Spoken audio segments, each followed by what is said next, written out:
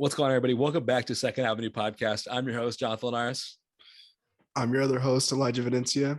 I'm going to start this episode off just by starting off with a congratulations on second place in the Rossville 3-on-3 tournament. Was not really unexpected there. I thought you guys could make a deep run and everything. So it was good to see, of course. I appreciate that. Yeah, me and my boys, Nathan and Kimmin, we did what we had to do. We're shooters. We shot the ball, and that kept us in games. The team that ended up winning the whole thing was the only team that beat us. They beat us twice, 20-17 and 21-19. So, we were right there to win. So maybe next time. They have another one next month. So I think we can run it back. We're going for first place, though, Yeah. No, that was a solid team you had there. And the team you lost to is very solid.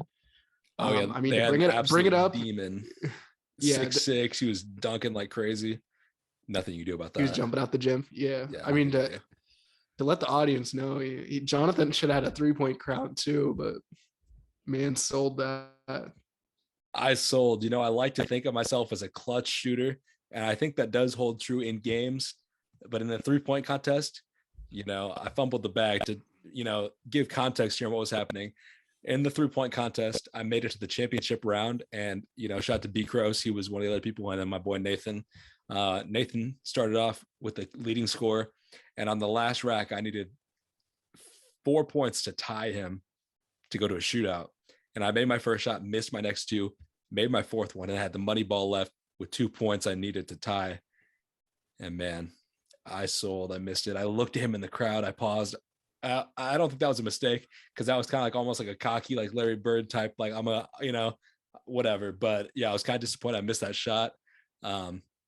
I don't want to make excuses here, but I will say there were 3 different types of basketballs, including the money ball being a playground outside basketball. So, I don't want to be like, oh, that's why I missed, but it wasn't ideal shooting conditions. Yeah. Those balls give me were 5 tough. Wilson Evolutions and I'm wet. So that's all I'm saying. Yeah, no, those balls were tough out there. So we're playing with Spalding. So, it just was, the ball situation was not good throughout the tournament, but. And we're not talking like NBA Spaldings. We're talking I don't know, probably $20 at Walmart Spaldings. So they're all right, but they're no Wilson Evolutions. I'm a basketball purist in that sense.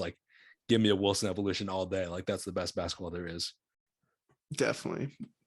If you play basketball, there's no cap in that statement there. The real ones now. But I think, last week we gave our predictions for the Grammys. So I think it's only right that we, react to the outcomes of the Grammys. And then I think this episode, we're going to get into the ranking of the last 10 rap album of the year winners from the Grammys. So let's get started here with that reaction from the Grammys last week. Start off here. Album of the year was won by the album We Are by Jon Batiste. What do you think about this? Personally, I didn't really know much about Jon Batiste before this. I'd heard the name. Hadn't heard much of the music. Freedom, they played many times, I feel like, throughout the show, and it sounded very familiar, so I'm pretty sure I've heard that song. But other than that, haven't heard much Jon Batiste. How about you? Yeah, same thing. Outside of Freedom, I think that's really the only track I've ever heard from him, but it was a pretty surprising pick. Usually they give it to the big names. I'm not saying he's not a big name. It's just, not your everyday household name. So I was pretty surprised with that pick. What were your thoughts on that? Yeah, exactly. I kind of related this to when Casey Musgraves won. I feel like she wasn't super popular in the mainstream yet. I feel like now she is, because she won the Grammy. So maybe same thing will be coming for Jon Batiste. But I love that Casey Musgraves album. If you go back to one of our first episodes, I said that's my favorite non-rap album of all time. Stand by that statement. Love that album. Haven't given the full Jon Batiste album a listen yet. Might have to do that. Definitely. It sounds like something we both got to knock out here. So I guess so. Moving on here, the next category, it was Song of the Year and Record of the Year, both won by Leave the Door Open, Silk Sonic. Those boys were geeking up there. Yeah, they definitely did deserve it. The more I thought about it, I was like, that's not my pick that I think is going to win, but they deserve it. They deserve at least one of those. And, once they got up there, they were geeking, man. They're having a good night. They are just 2 of the coolest dudes in music right now. The way they vibe, the way they got up on that stage was just, so charismatic. You'd love to see it. Happy for him. Very happy for Anderson .Paak. A couple years ago, he tied for rap song of the year or rap record of the year with, I forget who. I think it might have been a God's Plan. It was he got it with Bubbling though. Anderson .Paak did, and I was pretty surprised because I didn't know like what level he was at in how much acclaim his music was getting. So I was very happy for him, and now seeing him and Bruno win all these awards, I love to see it. So I'm very excited to see what that next solo Anderson project will do. I think it could put up numbers, take him solo into the mainstream, which would be great because he's one of the most talented artists out there, and I love that. Definitely, and it's one of those things with Silk Sonic, where they seem like this is going to be something they're going to do more often. Like we may get another project. So, what do you I think hope about so. that? I hope so. Yeah, I feel like that was crazy. Mm-hmm. I feel like they're so much closer than like the like the Travis Scotts and Quavos who have done collab albums together. Other artists like that, they kind of go together. I don't know if it's just the Fortnite skins together and then they just looked right at the Grammys together, but I would definitely be open to another Silk Sonic project. No, me too. I mean, the last project was very short, honestly. Like I was expecting a little bit longer of a project, a little bit, a couple more songs, but I feel like they got to have some more in the stash. Like we could get that project the next year. Like they have to be, they have to have some more in the stash. So we'll see. Definitely. But I'd be very excited to see if they do put another project out. But moving on here, you called this one. I called this one Best New Artist, Olivia Rodrigo. Not much of a surprise. And you know what? You did say Olivia was going to go home with 3 Grammys. They weren't the 3 that you chose, but she did go home with 3 Grammys. So props to you for that prediction. What can I say? Yeah, you love to see it. Wish my boy Baby Keem would have won that one, obviously. But hey, Keem went home with Best Rap Performance. So now we're in the rap categories. I think this was, very deserved. Keem killed it. Kendrick killed it. So, shout out to them. Next one, Best Rap Song, Jail by Kanye featuring Jay-Z. Were you kind of surprised by this? I was a little bit. My pick, I was going to go with My Life by J. Cole. I think I went with it. I can't remember which. I think I got those mixed up there, but that was not my pick for it. Good song and everything, of course. I just unexpected, like you said. What are your thoughts?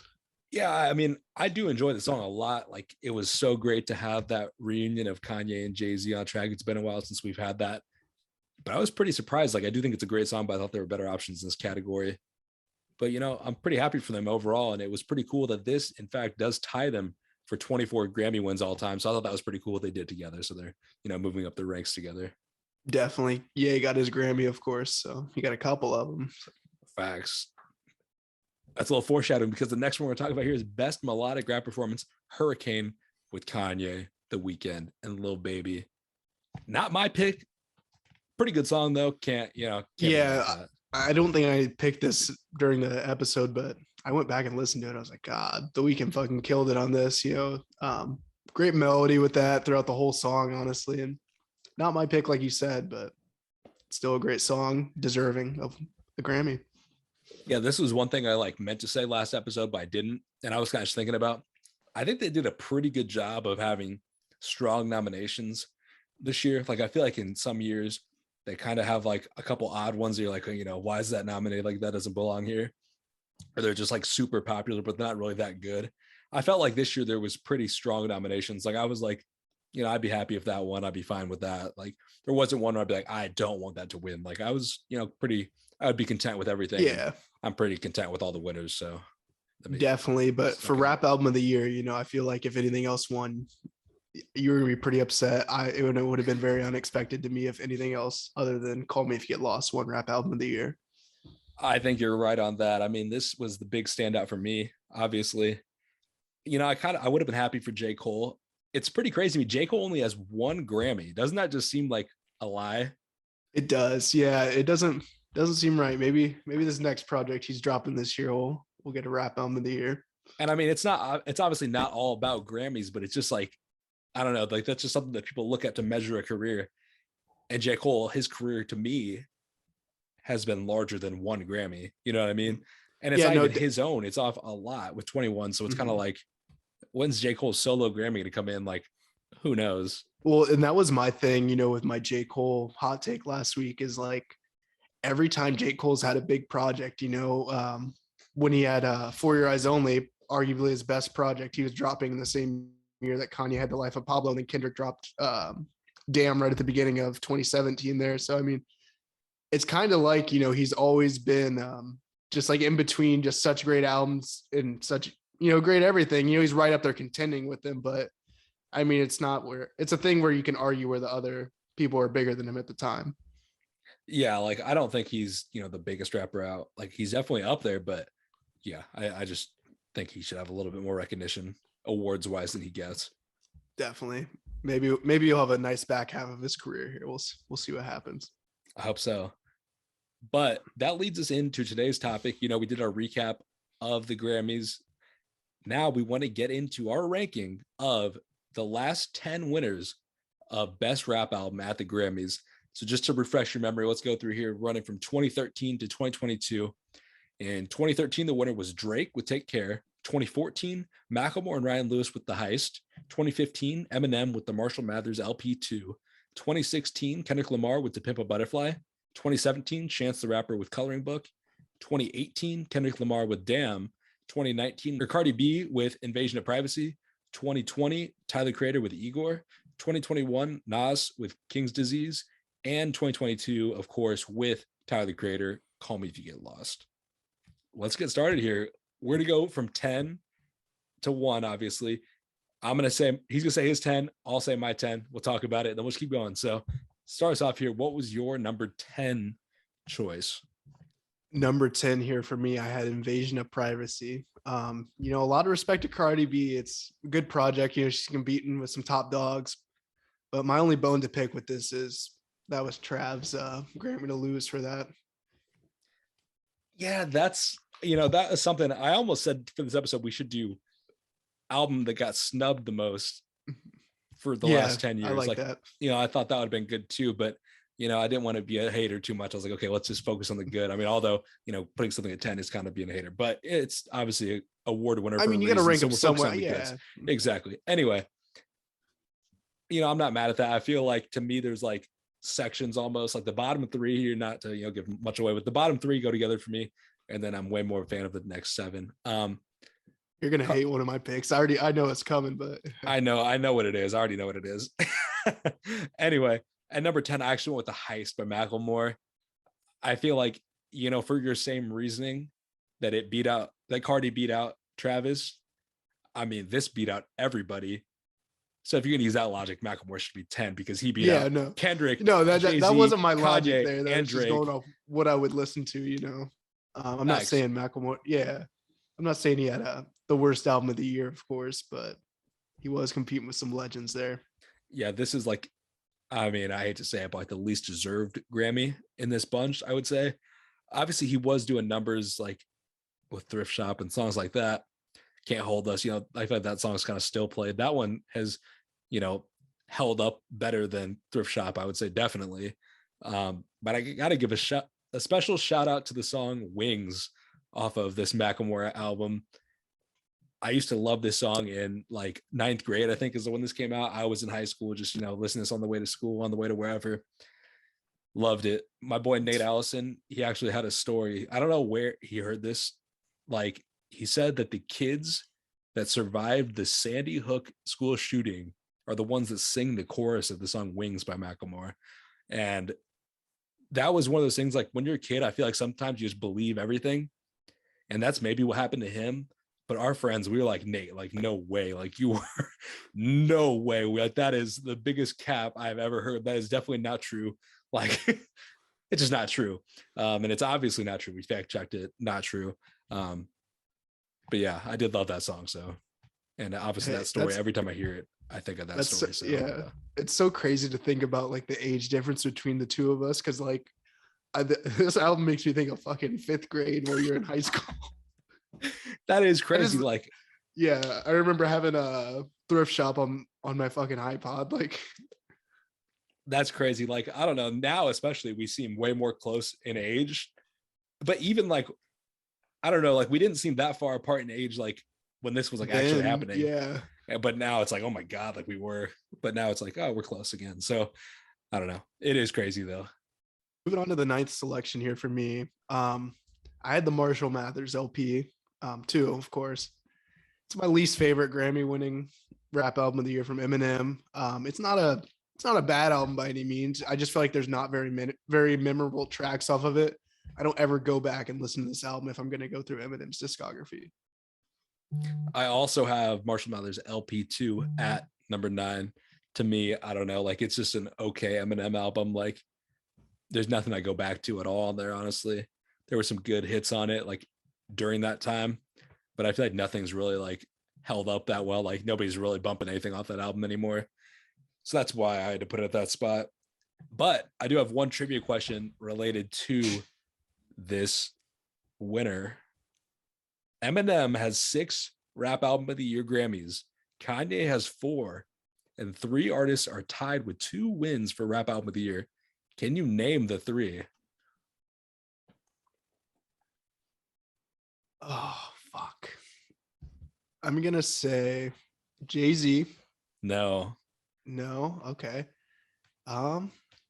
He was what I was thinking though. I thought Jay-Z would. He only has 1 actually, so that's pretty crazy. I don't know. I don't think Nas won. I think, yeah, I was gonna say Illmatic, but that was before they did Rap Album of the Year. Tupac. Nah. I don't know. I'm having a blank here. You know, I'll say 2 of It's them not should Drake, be very right? easy. No, 2 of them should be very easy because they're in the last 10 years. Okay. Oh, Tyler Creator, obviously. Tyler. And then Kendrick. Yeah. I'm Yep. looking at my fucking list here. I knew it wasn't Drake. I was like, I'm going back too far. But And then the third one is Outkast. You know, so pretty good name. See, So I was going way back, trying to get that one first before. It's kind of surprising though. Like that's a really big company for Tyler to be a part of already so early in his career. Like I feel like that's setting him up pretty well for the second half of his career, like you're talking about with J. Cole. But I was very surprised. Jay-Z was one person that I was like, oh, like I had to fact check. I was like, he doesn't have 2 Jay-Z, so that was pretty surprising to me. But had to see if you could figure that one out. So anyway, let's move on to the next one here. What did you have at your number 8 spot? For my number 8 spot, this isn't a bad album by any means. I just don't listen to it too much. I have King's Disease by Nas here.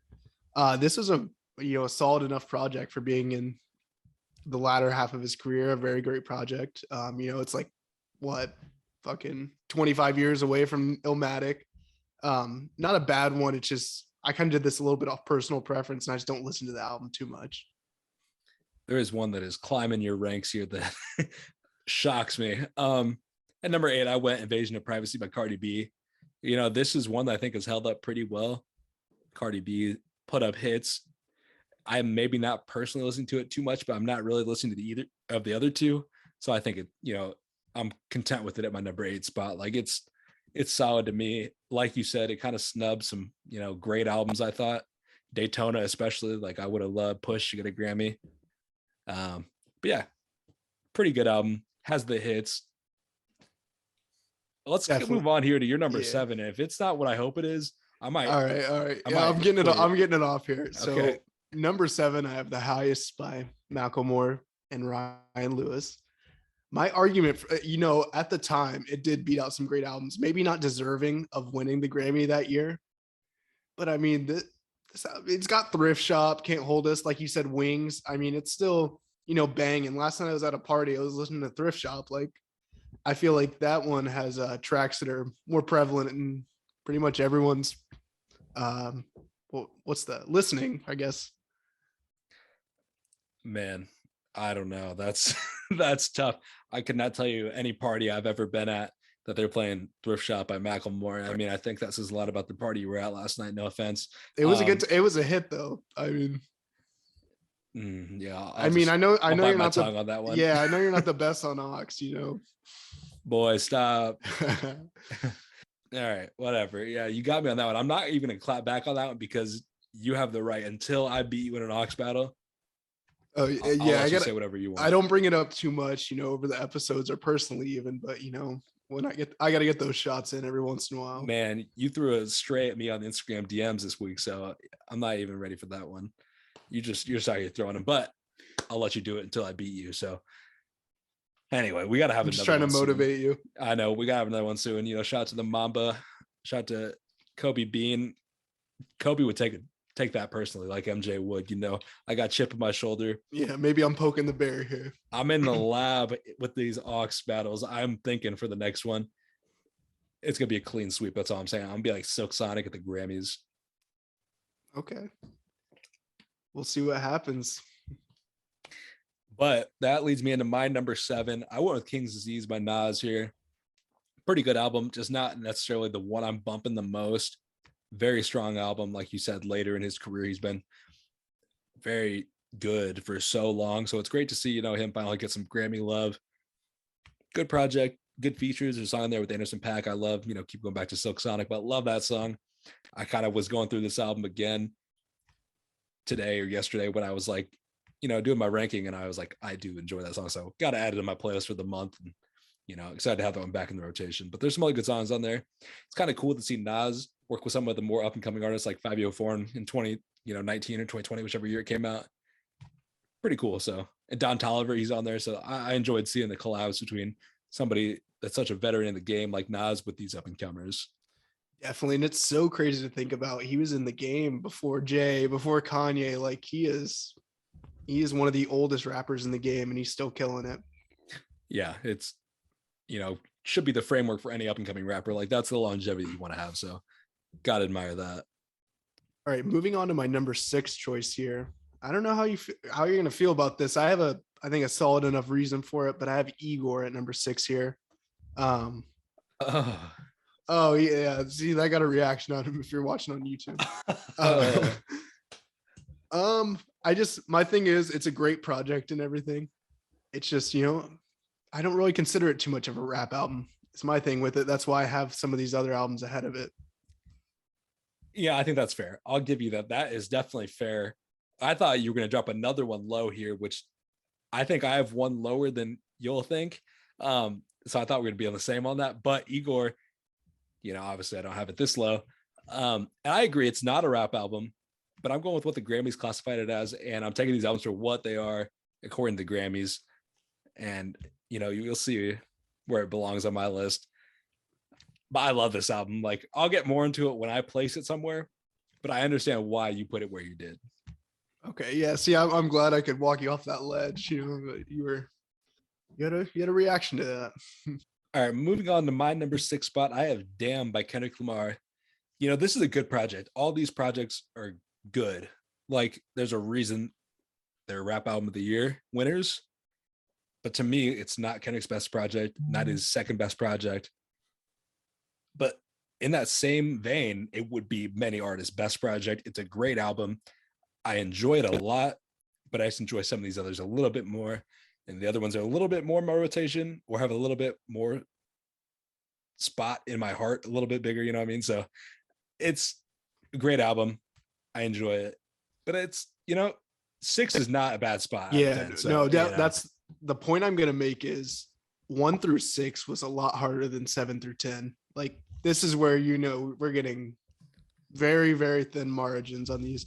And it's like, it's very tough choices. So, I think 1 through 6 is a lot more, it's a tighter race, like I said. So absolutely. That's what I was saying. I was like, I feel like there's segments to this. And yeah, that's what I was getting at. Like the bottom couple to me are like they're not in my rotation very much. Good projects, not my rotation. And then these are like some of my all-time favorites. Tough to rank them.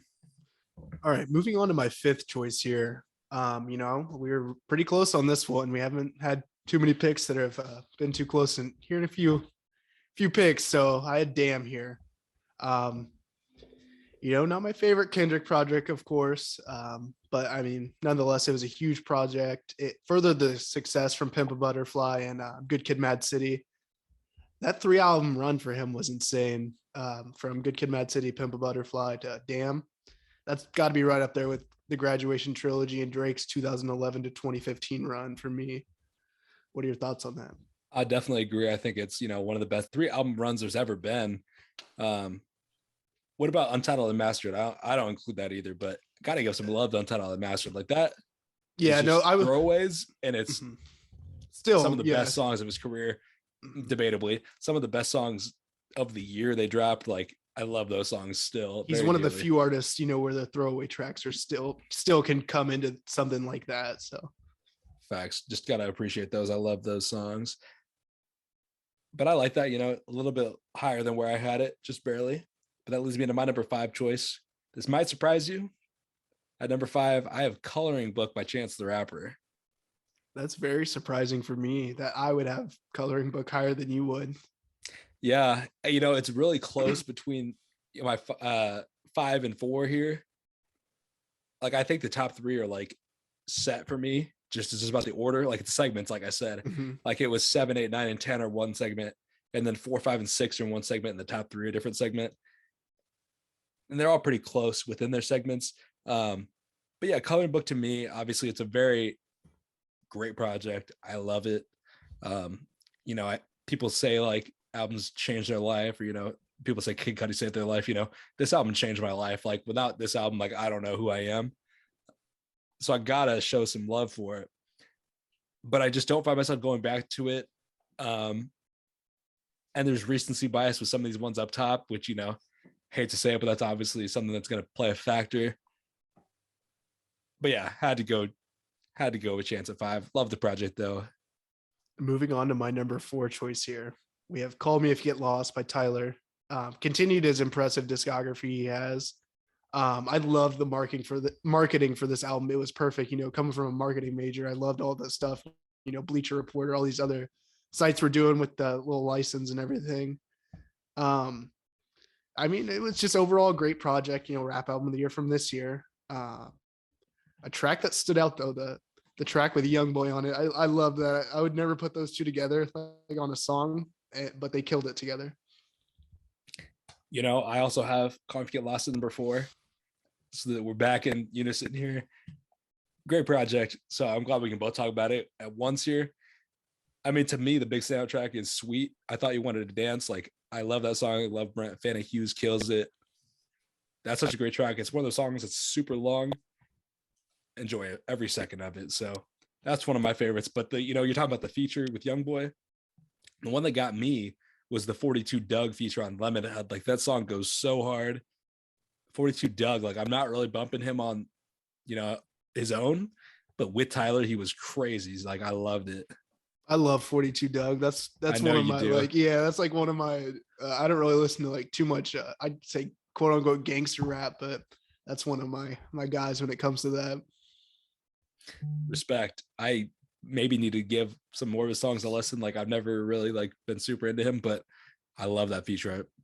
So got some respect for him. So maybe I should give him a little bit longer of a listen. Moving on to my number 3 choice here. This is just very fitting to have this album at number 3. We have Coloring Book by Chance the Rapper.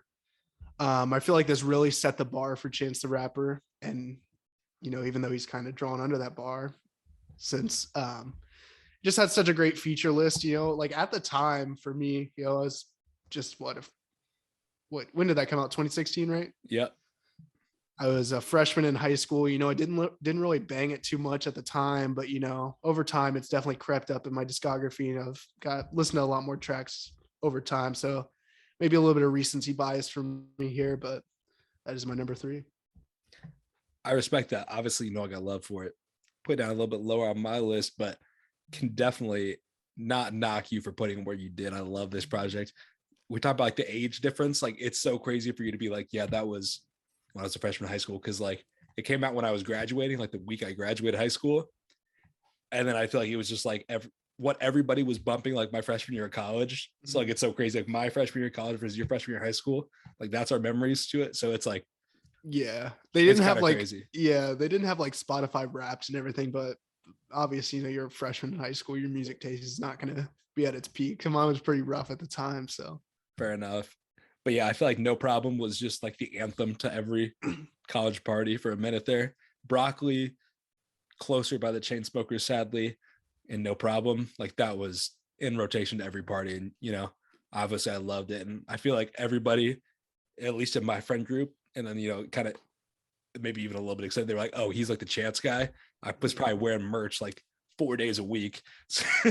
So like every time it came on, they're like, yo, and I'm like, yeah, let's go. You don't want 0 problems, big fella. Like, but yeah, it was a good time. I got love for it. But my number 3 choice was actually Take Care by Drake. I think that's also a very big album in my life. Like, I feel like the two artists that people like associate me as a fan of, when I was younger, it was definitely Drake. Like, people like, oh, he's a Drake fan. Like, everybody knew I was on the Drake wave, like early, like fifth grade, I was bumping Drake, and then they're like, oh yeah. And then even like in high school, he was like one of my favorites. And then it was Chance. So I kind of like to both have those at the 3 spot, like get to talk about both those back together. I love it. But Take Care to me, obviously, we talked about Take Care a little bit in our favorite Drake song from every album episode. But man, Take Care is just special. Like, it's kind of crazy that Drake hasn't won more rap album of the year Grammys. Like, I thought Nothing Was the Same would have a chance, but obviously, Macklemore kind of snubbed him. And, some of these later projects haven't been, up to that quality for me. They all get nominated, of course, basically because Drake is, Drake. But I think Take Care is the one that has deserved it the most to win. So I'm glad it did. Love the project. And yeah, it's my number 3 for this ranking. Yeah, definitely a great project there. I feel like we're getting into some tough choices here, having to make some sacrifices. So moving into my number 2, though, we have To Pimp a Butterfly by Kendrick Lamar. I feel like at the time, this was just like such a unique sound from Kendrick. He's bringing in all these different sounds, jazz or soul or funk even. And it was something that I wasn't expecting, coming off of Good Kid, Mad City. And I mean, I was pretty young when this came out, but I still remember bumping it. All Right's one of my favorite songs ever. Overall, just the critical acclaim this album gets is definitely worth it. Absolutely. I mean, obviously I knew which 2 albums you were down to here. So I was kind of wondering what order you're going to go in. I had a hunch, and, I was right. Based on, knowing you, I knew what you were to go with for the most part. But yeah, obviously I haven't mentioned To Pimp a Butterfly yet, so I'll get into a little bit more when I talk about it. But man, it is just such a great body of work. Obviously, it's remaining here in my top 2, and I kind of hinted that I'll mention it when I get into it, meaning it's not at my number 2 spot. My number 2 spot is Igor by Tyler, the Creator. You had it fairly low. I understand your reasoning, but to me, like, in the past couple years, this is the closest thing to a perfect album I've heard. I was obsessed with this album when it came out. I listened to it 7 times the first day. Like, it was maybe like my favorite album when it dropped. Like, the first listen, I was like, this is just crazy. Like, it was nothing like anything Tyler had really done before. I guess that's kind of cap because I feel like some of the, instrumental hints were always there. Like, you could always see the musical ability of Tyler early on in his career with some of the songs, but then he was also doing some different stuff with the raps. And then it kind of all just came together on Igor. And then he's kind of taken it to another level here on Calm If You Get Lost, mixing the, kind of more melodic, nice instrumentals with the raps on Calm If You Get Lost.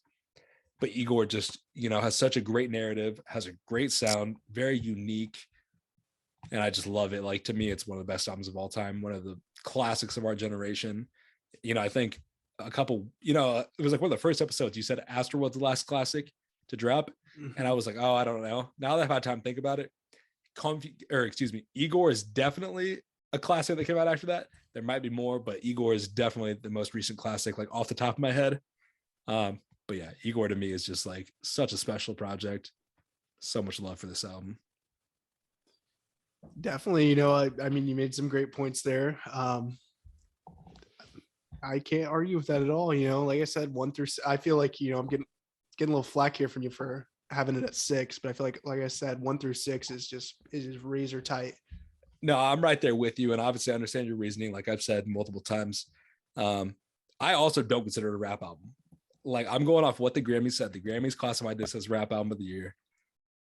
And then obviously afterwards, Tyler had his, press conference, and they were kind of asking him questions about, winning and all that stuff. And he was kind of like, urban is a politically correct way to say the N-word.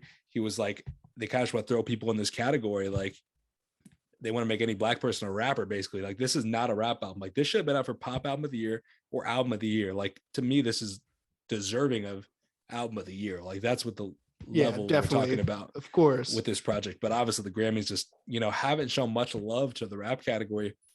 that was another thing I meant to talk about in the recap. Like, they only showed one category on TV for rap. Like, that blew my mind. Like, I was ready to sit down and watch the Grammys and like a notification that Tyler won Rap Album of the Year already. And I'm like, that should be Yeah. on the awards. Like, Mhm. that's the biggest rap category. Like, I think, you know, The thing performance with and it, song yeah. are cool and all, but like when you're putting together a rap album, like that's what you're working towards. That's a craft. Like putting an album, such a special body of work together, that deserves to be shown on TV. So yeah, I don't know. It really bothers me that Tyler didn't get that moment on TV.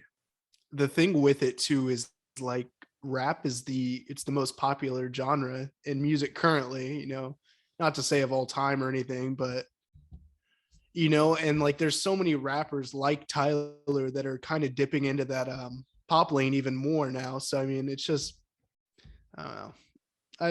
That's another I didn't like about the Grammys was, you know, watching the recording of it the next day is like you said, only The only reason I would let it slide is if they chose not to air a Rap Album of the Year specifically because Tyler won and he couldn't be there. That's the only reason I'll let it slide. Like, because they gave it to Keem, who was obviously there in person to give his speech. Love seeing Keem go up on stage. That was awesome. Tyler obviously was not there in person. He gave a speech like on his Instagram live. So if like the scheduling, they knew there was a conflict and they knew Tyler was going to win, and that was the reason they chose not to air it. I'm like, all right, but like, I still wish they would have given him that moment in front of all his peers.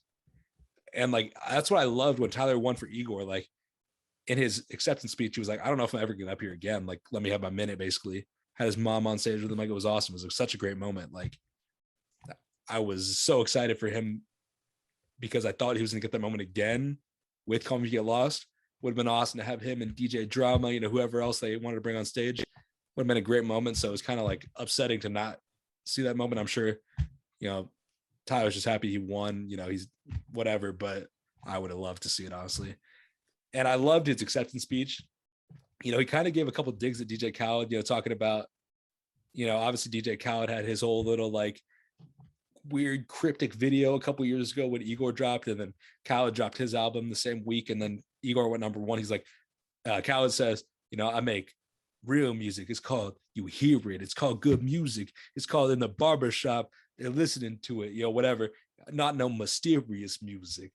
And like, it was just so crazy because Tyler's doing like 100,000 first week, and you're like, how is that mysterious music? Like, it might not be like what people are playing at the barbershop, but like, it's what everybody's listening to in their headphones. Like, I don't know. It's just so definitely. Yeah, bizarre. no, that was I was watching a Hive Mind video this week. I can't remember which one it was, but they talked about DJ Khaled a little bit on there, and they were like, "How about you four guys come over record? You guys do all the work, and I'll just throw my name on it." And I was like, We're the yeah. best.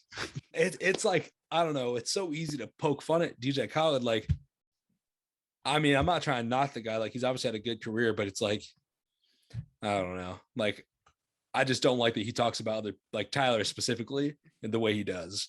Yeah, no, Oh, that's he doesn't even respect. call Tyler out. Like, he just kind of like, it's subliminal and out like that either. Yeah, no, definitely respectable for your guy too. You know, Mm, Tyler's one of your top 5 favorite artists, so got to it's show your tough. boy some love there. Tyler, if you're I got listening, you. we back you. Always. We're on Team Tyler every day. But we've talked about these 9 albums enough. Let's move into your #1 selection for the album that won Rap Album of the Year at the Grammys in the last 10 years. There's not going to be too many other albums that are going to be even close to being ahead of this for me personally. You know, I got Take Care at #1, of course. No skip album for me. The songs, you know, at the time it came out, I was listening to The Motto, HYFR, you know, whereas I've transitioned into different tracks, you know, over time that I've liked a lot more. But I mean, this album's, you know, I've grew up with this album. There's not been like a year where I'm not banging it or anything. So I love that I can bang different aspects of it throughout the years and everything. So, I mean, that'd be my explanation for having that there.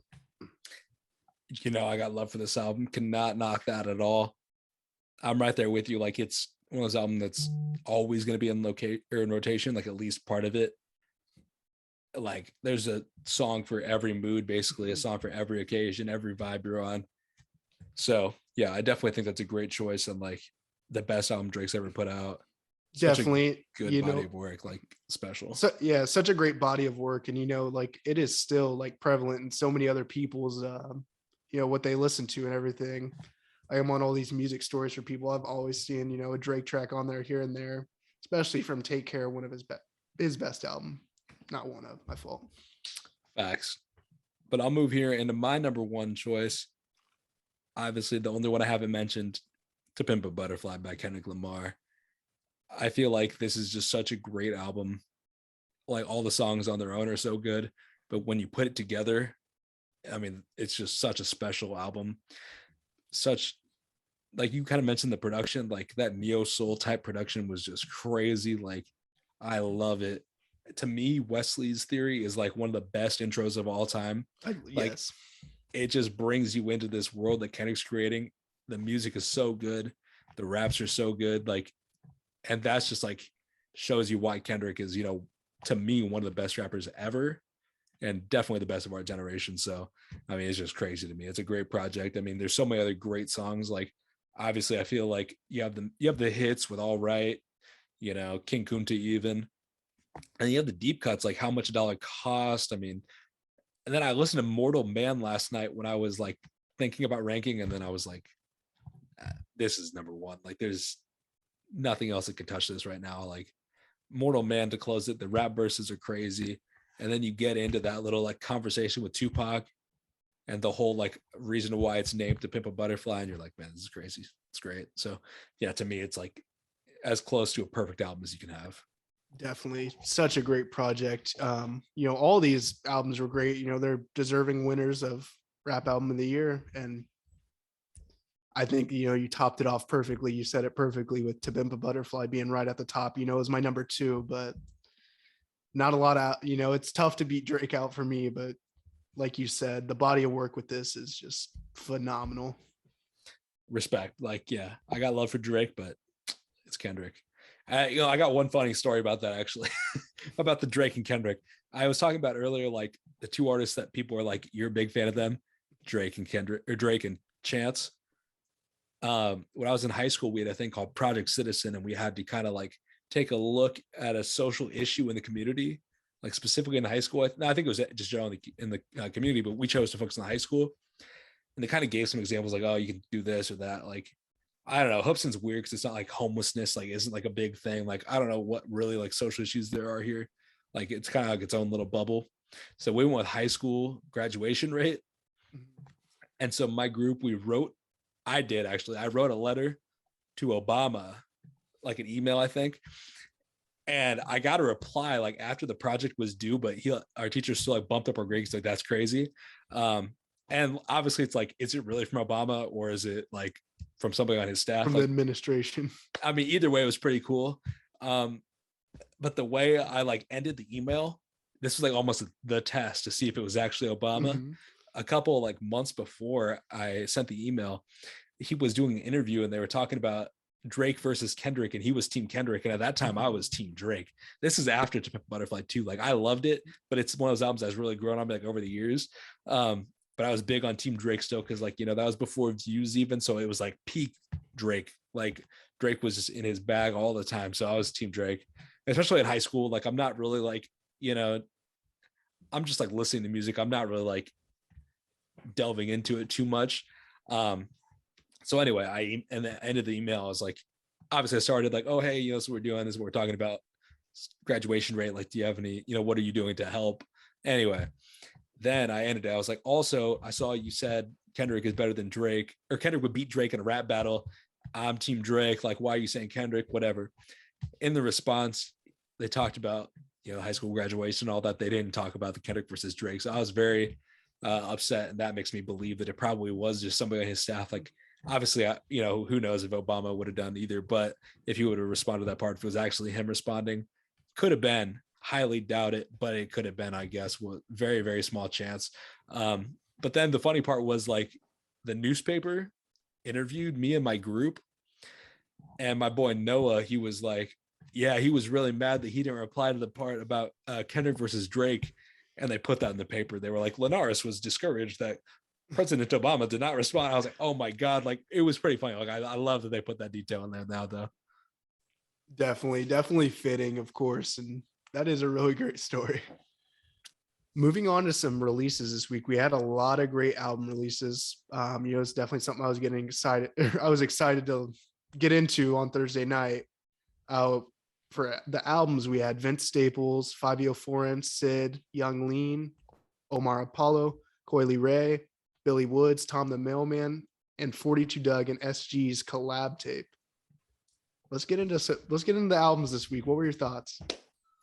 This was a big week. Like leading up to the week, I was obviously I knew about 504 and I knew about Vince Staples and a couple of the others, but I didn't really realize how much music we were getting until Thursday night came around.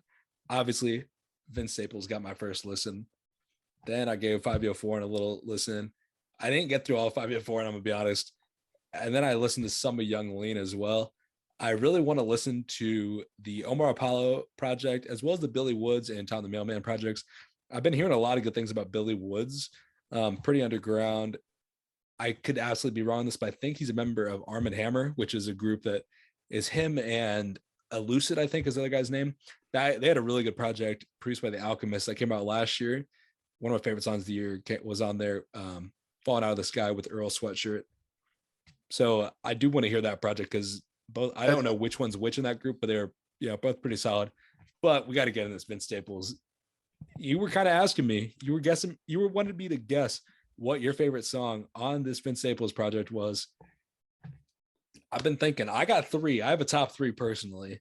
All right, yeah. Well, go with your guess first. Your number one guess for me, and then I'll tell you.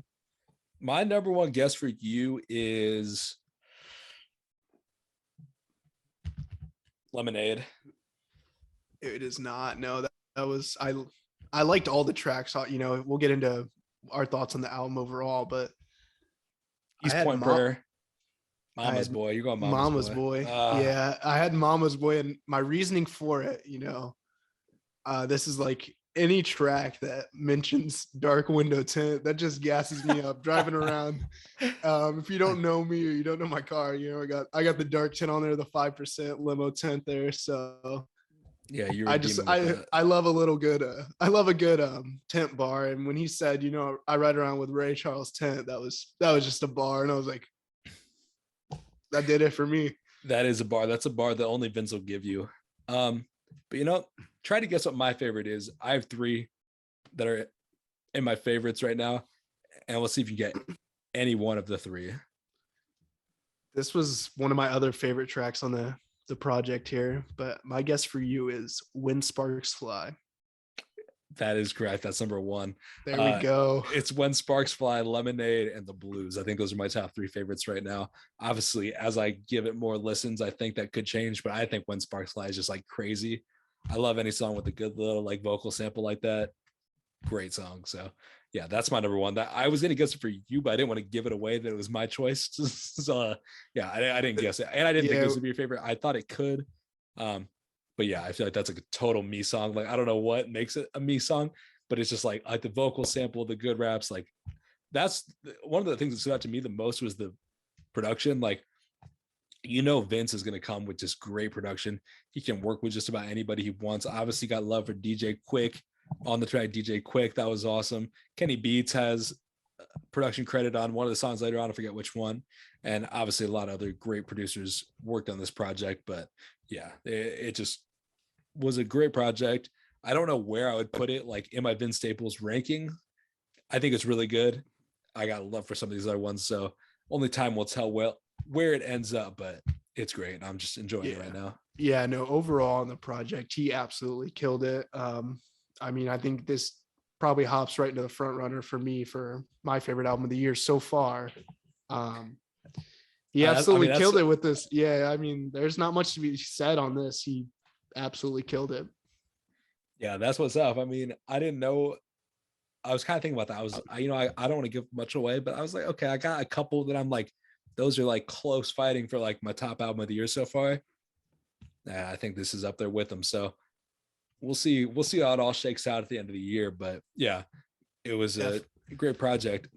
I know you got some love for 504 though. So what do you think about the 504 project?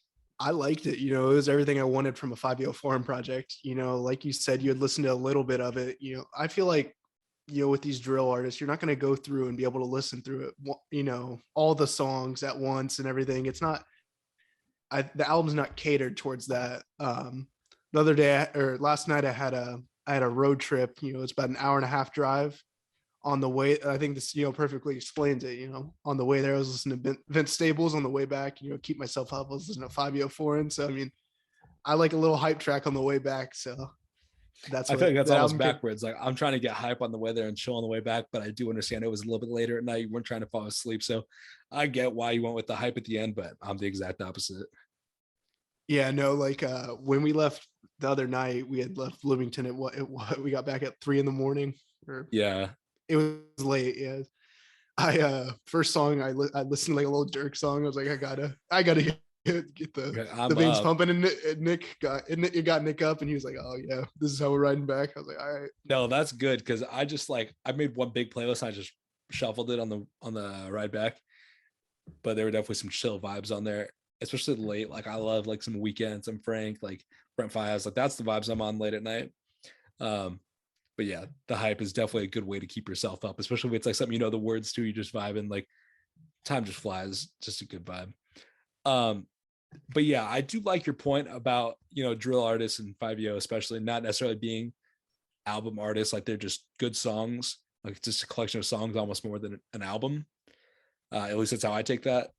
I think that's a fair point because I don't know. I feel like the baby used to get clowned a lot because like he sounds the same on every song. Mhm. That's kind of how 5 is to me. Like I like it. Like most of the time I like it, but I'm just like when I was listening to the album, it just like was the same thing like over and over. Kind of felt like to me, and I was like, oh, that's pretty good. But it's like I don't know how much I'm really gonna go back to this. Like when you look at the Vince project, it's like I don't know, like there's so much more variety with what you're getting. Like you have like the more mainstream type sound with something like Magic, and then you have the deep cuts, and it's just a little bit more variation, a little bit more interesting production to me. But the 5 project was solid to me. Definitely, and I think it's a lot tougher to be a versatile drill rapper versus just to be a versatile rapper overall. And I think that's what sets artists apart, like the Fabio Forens of the world versus the Vince Staples. So That's fair.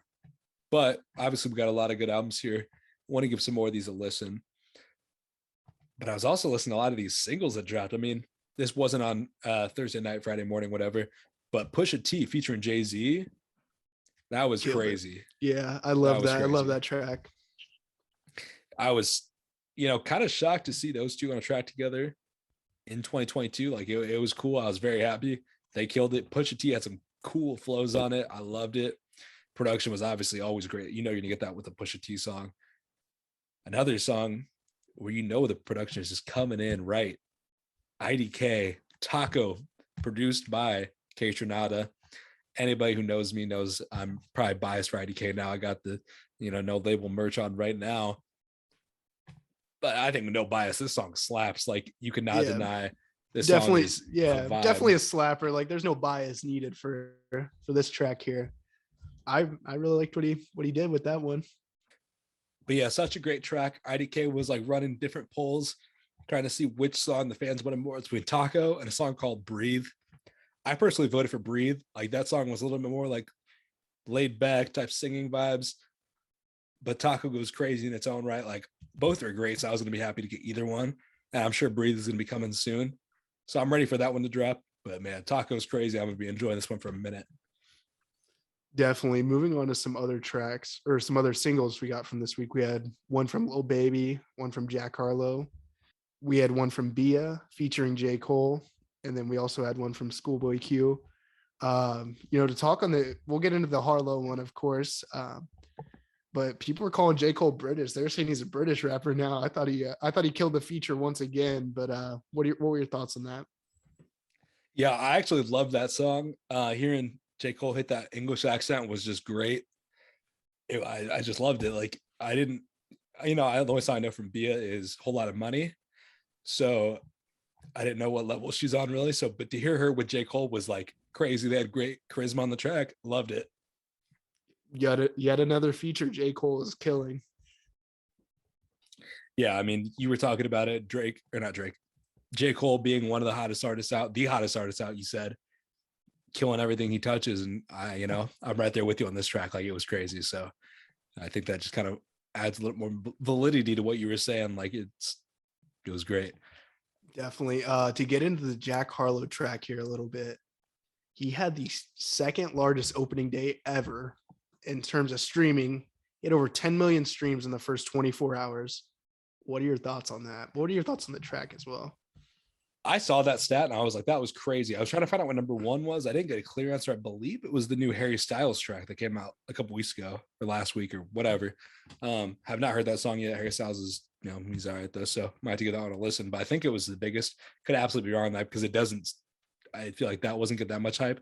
Maybe it's just not in the, circles I'm seeing, but to get in that Jack Harlow song, like I liked it.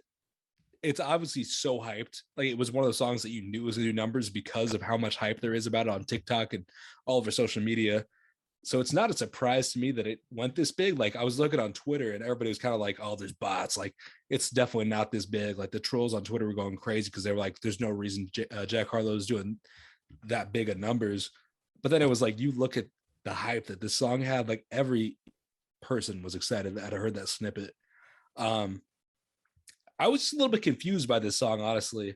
Like, when you hear that chorus, you kind of expect like it'd be like a party type like vibe, like it's like an anthem type vibe, like Song in the Summer energy. But then he's more kind of laid back with the verses. Obviously, people are going to go crazy over that I'm on Angus Cloud 9 bar. Like, he knew what he was doing with that one. But I feel like in general, the verses were a little bit like that low energy, but they just weren't the energy I was expecting. Like, I think it grew on me. Like, at first I was a little bit surprised, but I'm like, oh, that's a good song. Definitely a good song. Like, I'm very excited for his project. But I'm just a little bit confused. Like, I saw a TikTok and it was a DJ and he played it right at midnight in the East Coast when it dropped at like a college bar or something. And people were going crazy, but I'm like, I don't know if I can see that song. Like, obviously it's really cool to be there for the first drop, but I don't know if I could see that being played at like a party. Like the vibe, I don't know, it's just not the same vibes, but hey, you're the aux god after all. What do you think? Yeah, no, it got played at a party last night and it was hitting. That hook, I like songs that can do that. The hook, everybody be going crazy, and then I can just sit back and vibe to the rest of the song by myself.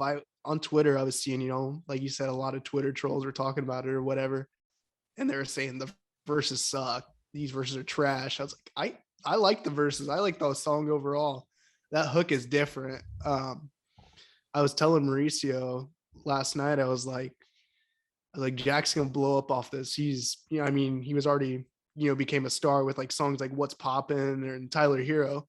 But I feel like those are more catered to, like a college guy. I feel like that would be my comparison for that. Whereas this one, you can blow up on TikTok, have this wide range of viewers that can listen to it and everything.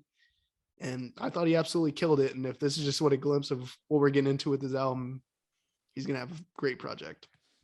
I'm definitely there with you. And I do agree. Like, I think it all depends about like what the party vibe is. Like, it could probably be played at a party, probably be a good time. Like, the chorus does go crazy. So that obviously gives it a big, leg up. Like, you could listen to that wherever. I kind of want to, not to go crazy on myself here, but I've been on Jack Harlow for a minute. Like, I've been listening to Jack Harlow since like 2017 or 18. Like, I don't know how I found out about Jack Harlow, but I think I just like saw one of his songs or something. Like, I was listening to Sundown, Cody Banks, like all those tracks like early on. And then it was so crazy to see him like I was like listening to What's Poppin', like when the Lyrical Lemonade video like dropped, like I was ready. And to see him like just blow up, I was like, oh, this is crazy. Like, I love to see it. Like, shout out to Jack Harlow. Like you said, like I think he's ready for that jump, and this might be the one to do it. Definitely. I think this is, one of the tracks where it could just blow you up into this superstar. Like, he was already, huge off like songs like What's Poppin' and everything, but I think this will be the one to do it. Facts. You know what? I think obviously he's been working with Kanye. If we got like a Kanye feature on this next project or a Drake feature on this next project, like that's I think what he needs to like take that jump. Like, if he gets a Drake collab, I think it's a wrap. I would love, like, the Drake collab makes so much sense too. It's just, oh yeah, and like they were like hanging out, panty dropping guys. You love it. Like, we'll see. I love it. I could definitely see it. Like, that would be that has potential for song of the summer. Like a Jack Harlow Drake collab, that could go crazy if it's done right. So, we'll Definitely, see. and feature Drake ain't nothing to play with. So Nah, definitely not. But let's move on here into the next piece of news. Kanye backs out of the Coachella lineup. His spot has been filled by The Weeknd. Kanye left an $8.6 million payday on the table by backing out here. And that is what The Weeknd has requested to fill in. That's so much money. Like when I saw that number, it's like, I mean, obviously there's a lot of prep. You have to do a lot of like planning to make the stage good. You got to get right. You obviously got to have the catalog and the, a reason for them to pay you that much money, but it's like, you're just performing for like 3 hours. Yeah. Well, two weekends. So like a total of 3 hours to get paid that much money. It's like, oh my God, like that is crazy to me. That's chump change to Kanye though. I know it actually is, but which is crazy. Man, I don't know. This got us talking a little bit though, going to Rolling Loud. I'm glad you were right there with me because I was like, I feel like he has a better relationship with the, dudes at Rolling Loud and everything. So, I'm praying every night that Kanye will be there in Miami. But like I told you, I bought the ticket for Kendrick. I know. I think Kendrick alone makes the ticket worth it. Obviously a big commitment to go like fly out to Rolling Loud and go, but like, even if Kanye's not there, you get to see so many other good people and you get the trip and like the experience. So it's definitely worth it, I think, if you could do it. But yeah, obviously Kanye would be like great to see, especially a setting like that. Like anytime you can see Kanye, festivals. Anytime you can see Kanye, I feel like that is a good experience. So yeah, it'd definitely be really cool. But yeah, I do think he has a better relationship with the guys at Rolling Loud. I don't know, but they did like Kanye do Sunday service at Coachella, so I feel like they have to have like a okay relationship at least. So we'll see. I mean, obviously nobody knows what's going to happen besides Kanye, and Kanye probably doesn't even think the same thing as he'll think tomorrow. So we'll see if Rolling Loud happens with Kanye. I'm crossing my fingers for you though. Definitely. Moving on here, the Summer Smash lineup has dropped. The highlighted artists here: Post Malone, Playboi Carti, Young Thug, and Gunna together. What are your thoughts on the 3 headliners? I was kind of disappointed. I'm gonna be honest. Like, I've loved going to Lyrical Lemonade. I've been there, maybe only once. I think I've only gone one time actually, but I enjoyed the festival. I went one of the first years they had it. The first year they had it outside actually. That was such a great lineup. Like you had Trippie Redd, Joey Badass. I actually left like right as Trippie Redd was starting because it was like a Sunday night, which was really weird. But it was a one-day thing. But it was Trippie Redd, Joey Badass, Lil Skies, Ski Mask. Like it was a great group of people. And so I don't know, like they're getting bigger. Lyrical Lemonade is as a company, but I feel like my taste is kind of going a different direction than like what they're catering to, who they're catering to, I guess. Like I'm not really bumping Post Malone like that. I love Playboi Carti, but I think the crowd that Lyrical Lemonade Summer Smash will draw, it's gonna be disgusting, is not gonna be the crowd I want to see Playboi Carti with. And I also don't think that crowd is gonna appreciate Young Thug and Gunna. Gunna was actually there when I saw him at Summer Smash last time. But I don't think they'll appreciate Young Thug and Gunna. I don't know. I think kind of the same thing with Wiz. Like Wiz has a specific fan base, I feel like, and like these white kids from the suburbs, like I think they'll kind of like some stuff, but I think some stuff they'll just kind of be like, I don't know, what is this? Not too into, not a true fan. You know what? It's not awful. I wouldn't buy a ticket, but I've heard from more than one person that Post Malone is garbage live. Like he just gets up there and gets fucking hammered and just like is not enjoyable to watch live. That's interesting. Yeah, I'm not like super big on Post. Would not like go out of my way to see him at a concert, I don't think. But yeah, I'm not gonna rule out going to Lyrical Lemonade Summer Smash. Definitely not 3 days, but like, if the right lineup is on one day, like if it is, Cardi and I actually don't know like who would have to be. Like there's nobody here that I'm like, oh my God, like I have to see them. Like I think it'd be cool to see, Rico Nasty, she was fire. It'd be cool to see Yeet. It'd be cool to see Snot. I would like to see Lucky actually. Sheck West would be, pretty good. Yeah, there's a couple of people here lower on too. Superboy is fire always, but AG Club also. Sorry, that's the last one I'll give a shout out to. So I don't know. We'll have to see. Like it'd have to be, a lot of good people in one day. Like I think I'm gonna be, if I'm going to a festival in Chicago this summer, it's gonna be Lala. The Lollapalooza lineup was getting trashed on, but I'm pretty happy with it. J. Cole obviously is like a great headliner. So as long as there's like, one or two other people that day, I'm gonna be very happy with that, and I'll definitely be going. I'll be there for J. Cole. All right, you heard it here. Second Avenue boys going to see Jermaine. Moving on here, we have The Weeknd and Mischief collabing on a playable Saw Blade record for the record Out of Time. It was kind of like out there, not something I was expecting to wake up to the other day, but it's pretty cool nonetheless. Really cool concept. What are your thoughts on it? Yeah, I mean, Mischief has been just doing some wild stuff over the past couple of years. They were obviously the brand that was behind the Lil Nas X, Satan, Air Max 97. Like they're doing just any concept you have. Like I think they can just find a way to bring it to life. And obviously I love the creativity behind that. Like it's crazy that there's a real item out there that can be dual purpose as a saw blade. Like it's that thick, that sharp, but it also has a record built into it. Like you can put on your vinyl, player and listen to Out of Time. Like maybe that'll be a cop for me. I don't know how much it costs. I don't know. I think there's only like they're pretty rare. I think obviously like I don't think it's easy to make these things, so I'm sure it's not gonna be cheap. But yeah, I love it as a concept. I think it's really cool. Like if you're a Weeknd collector, like that would be such a cool piece to have. Like I love the Weeknd. Like I don't know how much this costs.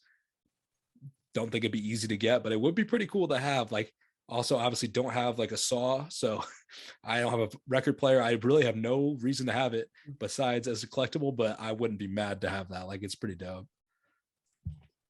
Definitely. It's a cool concept, like you said. So moving on here, a German website leaks that Pusha T's album, It's Almost Dry, is dropping April 22nd. Has that got you pretty hyped for it? Oh yeah, I'm ready. I saw this from our boys, the NFR podcast. Shout out to them, for breaking the news, but they just took a screenshot from or they probably found it, but there was a screenshot of some German website that posts, albums for purchase. And this album was available with the release date, April 22nd. That's coming up pretty fast. So I'm definitely excited for that. It had the cover of Lana Del Rey with the, white substance. Yeah, don't want to get flagged. Yeah. But I love that cover. I think it's pretty dope. And obviously all the singles we've got from Push have been fire. So I'm excited for this one. And it's, like I said, coming up real quick. So not too many Fridays left until we're getting it. Moving on, obviously an album that we've loved for the last couple of weeks since its drop has been Melt My Eyes, See Your Future by Denzel Curry. This week we found out the first week's sales from it, 15.2 thousand. I was pretty shocked. Yeah. Like that's pretty shocking low number. Stuff there.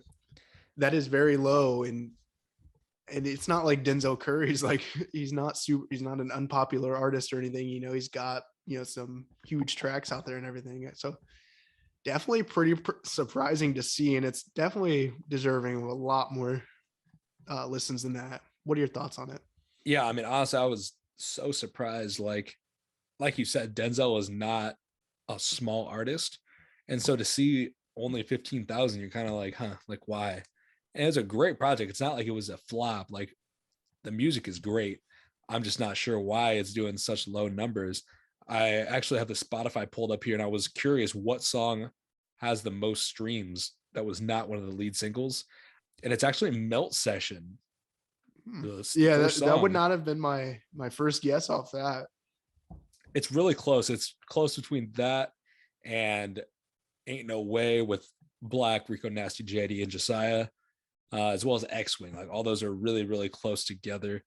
Obviously, the songs like Walk In and Zaitochi or whatever with Slow Tie have it beat, but those have been out for a little bit longer, so it makes sense that they'd be ahead. But I kind of get why Melt Session would be the biggest, just because it's the first song, so people would maybe go on the album, then throw it on and give it a listen. But I don't know, pretty crazy, like pretty surprising stuff. Like we both said, if you guys got some free time, go give Denzel Curry a listen. He needs it. Facts. It's a great project. So if you have, I mean, it's deserving of a lot of listens of at least 60K first week. So Exactly. And obviously it's not all about numbers, but it's kind of like it just isn't getting the love it deserves. Like that's my takeaway. It's not like, oh my God, like it flopped. Like people just got to show it some more love. Like it's a great project and it deserves more love than it's getting right now. definitely, I agree with that 100%. Moving on here to the next piece of news, we have the announcement that Black Star is dropping an album produced by Madlib. This album's going to come out on May 3rd. Obviously, Black Star, the group featuring Mos Def and Talib Kweli. This is going to be their first project in 24 years for Black Star. You know, obviously, this is 24 years. That's how old I am. Like this album came out so long ago. Like I'm pretty excited to hear what they are working on, what they're going to sound like in 2022. Like honestly, I have not listened to the entire Black Star record. Like I need to go back and give it a listen, especially before this one drops. But I think this is gonna be a great project. Obviously, Madlib just a legend on the production. These two are just such good rappers. So I'm very excited for this project. What about you? What are your thoughts? Definitely, like you said, 24 years is a long time. I've listened to their one record very sparingly, so this will give me a good reason to go back. And it's been a theme with, like I said, Nas, with that huge time gap in between, not huge time gap in between, but just where they're making these songs in the 90s and they're coming out with projects in the 2020s. So definitely will be good to see what that sounds like. Definitely. But obviously it was a big week for the album releases, pretty decent week for the news. I think that just about wraps it up though. Let's move on to question from the audience. We have one question from the audience this week from our boy Devin, of course. Devin, thank you for holding it down. Thank you for giving us these questions. Everybody be like Devin. Hit us on Instagram. Hit us on the comments on YouTube. Leave us with a question. Does not have to be music related. We just want you guys to know a little bit more about us, specifically what you guys want to know. Like we don't want to just be talking. We want you to talk about what you want to know about. For example, Devin asked, what's your favorite movie? Great question, Devin. Thank you. Elijah, kick us off here. What's your favorite movie? So we have multiple, we both of us have multiple options here. I have a couple though. I don't have, Jonathan has a few, I have a couple. My first one that I'll throw out there is Friday Night Lights. Movie always gets me. I always think they're going to win at the end. I just love that movie. If you know me, I played football throughout high school, so that movie was just so huge then, and just love that movie. Great movie. If you haven't given a watch, definitely a must watch. And my second one here, this is one where I read the book first and I liked the book and everything. Oh, and then get into the movie. This movie just prevalent in my life for the past few years at least. We have The Great Gatsby. Such a great movie. I love the film adaptation, the newer version, of course. I believe it came out in 2013. Star-studded roster there. Leo killed it, one of my favorite actors, of course, and fuck that bitch Daisy. That's fire. You kind of said watch Friday Night Lights. If you haven't, I have not seen it. But you also, I feel like you gave a big spoiler right there. Like you're like, I always think they're gonna win. Like I'm assuming they don't win. So is it still worth my time to watch that movie? Yes, it is a phenomenal movie. Okay. So sorry if he ruined that movie for you as much as he ruined it for me, but we'll see. Moving on here to my favorite movies. I have three. Starting off, I have Big Time Adolescence. I just love this movie. It has the boy Skeet Davidson in it. He's great. Ooh. Also has, another person that's not so popular in the rap game, MGK, in like a minor role, but they kind of do their thing. Like it's kind of just a good story about this kid who becomes really good friends with his older sister's ex-boyfriend. And then he kind of gets put in some situations where, he's growing up faster because he's hanging out with these people that are like significantly older than he is. I enjoy it. I think it's a pretty good movie. It's pretty short, but I like it. Next, Moonlight. This is like, I feel like a total movie snob movie. I think it's a story that doesn't get a lot of, attention in the mainstream. Like the story of a young black gay guy growing up from when he's a kid to his, early adult years to his older adult years, like seeing the development and the, change in his personality is such a great story that like you don't always see. And I think they did a great job of telling it. Elijah saw this addition on my list and, I think he had some feelings. So what do you got to say about that, Big? I've watched the movie, and I won't say it's a bad movie by any means, but it's like, for me personally, like there was just not like a plot to follow, it's like nothing too much is going on. It's kind of like a fucking biopic or something. It was like just, but of who, it's just not a strong story to follow for me personally. Well, I think that's kind of cap. I think it's a pretty good story. Obviously, like you're not following like somebody well known, like it's a yeah, character. no. Yeah. But I think it's really good. Like I need to rewatch it. Like I've only seen it once, honestly, but it was like one of those movies. Like when I saw it the first time, I was like, this is like the best movie I've ever seen. Like that's how I felt when I watched it. Yeah, I just really enjoyed it. I thought the shots were really cool. Like the story was great. So yeah, that's why it gets in there. And then my last pick is Superbad. Like I feel like this is just such a classic comedy movie. Like it is really funny. Like it's, I would say maybe like the most popular comedy movie of the 2000s, but like deservingly so. Definitely. Like it's just so funny. It's just a great movie to throw on and just like chill. Like I love it. Yeah, that is a certified classic there. It's got to be right up there with Step Brothers for me for best comedy of the 2000s. I'm right there with you. I agree with both of those. But we have one more thing to talk about, not necessarily a question to the audience, but we were talking a little bit through Instagram DMs about this. I wanted to make this discussion public though. Shout out to our boys in the NFR podcast. Once again, they posted a clip asking what song you would bump on the aux of the 3 options they gave. You're the aux king of the Second Avenue podcast right now. So I want to get your take on it. I'll give mine for anybody who cares, but Elijah's right now holds a little bit more weight. The 3 options are Through the Night by Travis Scott, Otis by Watch the Throne by Kanye and Jay-Z, and The Motto by Drake and Lil Wayne. If you're on aux, what are you bumping? I mean, this was easy decision for me. I got to go with The Motto, of course. Just such a banger. I mean, it was a banger in 2011. It's a banger in 2022. I mean, I keep bringing this line up, but what's understood doesn't need to be explained. I'm there with you. I don't think you can really go wrong with any of these 3 songs. But to me, it was Through the Night. Like I feel like the people love that song. I also think it depends where you're at and what the vibe is, but like Through the Night, like everybody loves the song. I feel like for the most part. My one random story about like Travis Scott on the aux is I was at this like, it wasn't like a party, like there wasn't like a lot of people, but it was like a pregame or something. We were getting ready to go out or whatever, and I was playing Antidote by Travis Scott, and like they skipped it. And I was like, this is like the most basic Travis Scott song.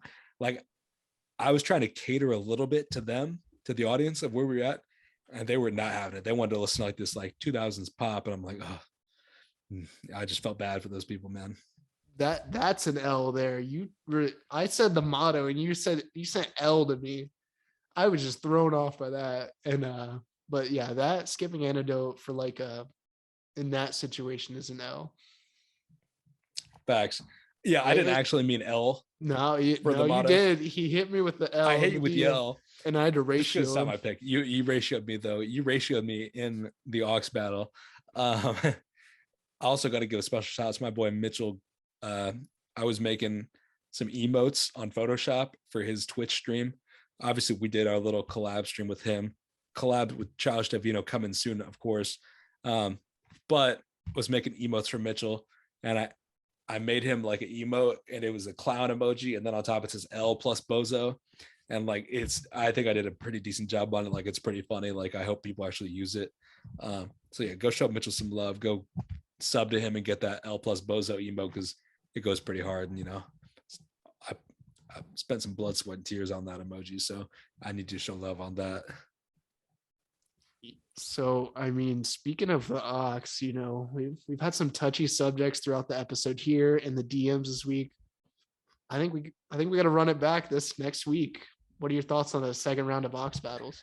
I was gonna say the same thing to you. I'm with it. I mean, I'll defend my crown, All right, let's do it. We're gonna do best of 7 on the Ox battles again next week. Let us know on the comments if there's any specific categories you want us to get into. Hit us on Instagram DMs, our personal accounts below on the screen on YouTube. Hit us on Second Avenue Pod. Let us know what categories you want to do. But I think that just about wraps up this week's episode. Thank you guys so much for tuning in. Hope you guys enjoyed, and we'll see you guys next week. We'll see you guys next week. I'm here to defend the crown. Let's get it.